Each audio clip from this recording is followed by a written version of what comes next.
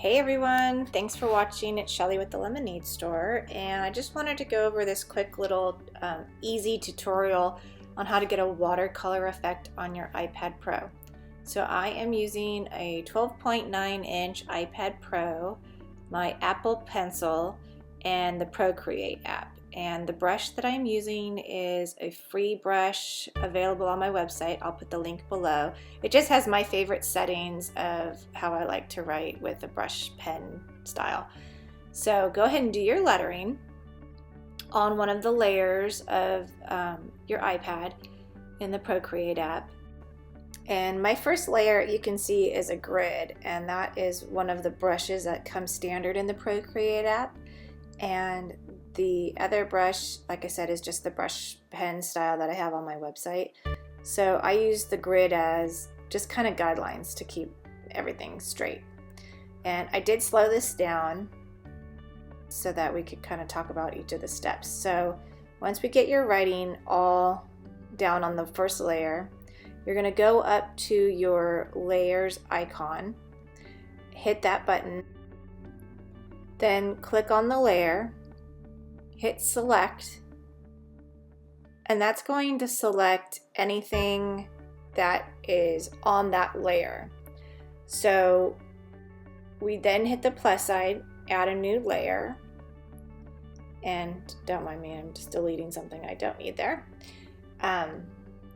Go up and select, you're selecting a color that you like, and I'm going to go with this teal aqua color.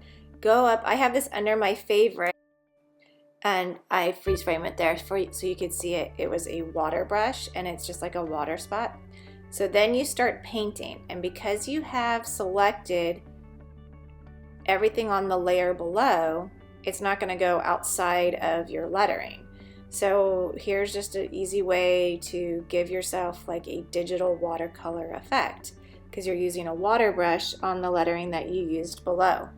And I'm just going to go through and add a rainbow effect, and that is it. It's like you're basically just masking out the lettering, and then you go back in and you can color it in however you want to make it look like a watercolor effect.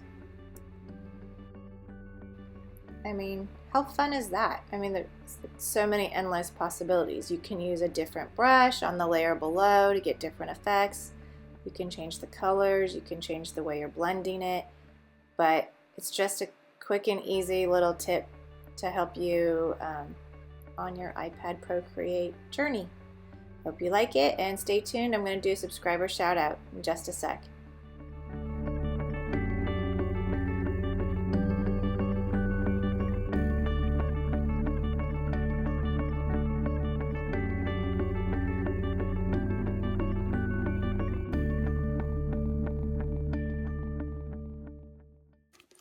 Okay, let's see what we got for a subscriber shout out.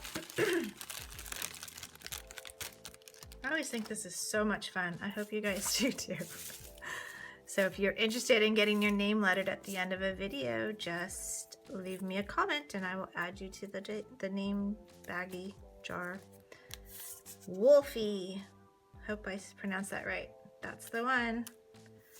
Okay, so we are in Procreate app. I'm gonna walk you through again really quick what my steps are. So I have my first layer. I'm going to go down to the grid. It's this one right here that looks like squares. And the trick with the grid, I always use like a aqua color. I make sure it's pushed up all the way. You can use your finger or you can use your Apple Pencil. The trick is do not lift your pencil or your pen or your finger from the page, and you'll get a size grid. Do a new layer. I'll usually just do it in black, and then you're going to letter in another brush, another pen.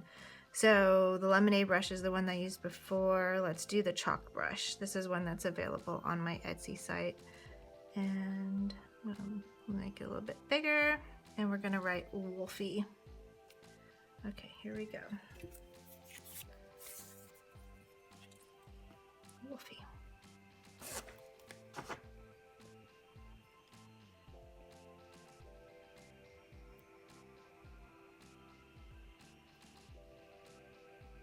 Heavy pressure on your downstrokes, light pressure on your upstrokes.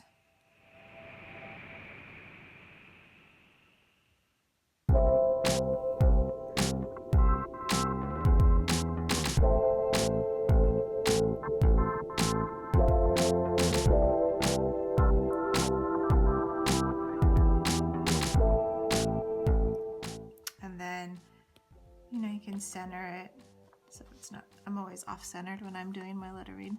You turn your grid off, or even just delete it because we're done. And then you select your layer contents. So you click it, hit select. Now it's all masked out, the background's masked out. The only thing that you can edit is what's on that layer, which is the wolfy part. I like to make my changes on a separate layer. So hit the plus sign, add a layer, and you can either leave that one on or turn it off. I'll just turn it off. And then I'm going to select my water brush for this one. And let's see, let's do some different shades of blue. And I like to keep it kind of really high up there. And then you just start adding your watercolor.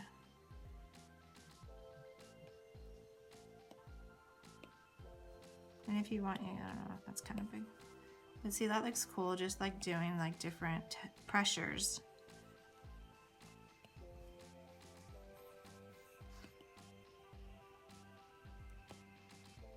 And then you can hit the unselect button.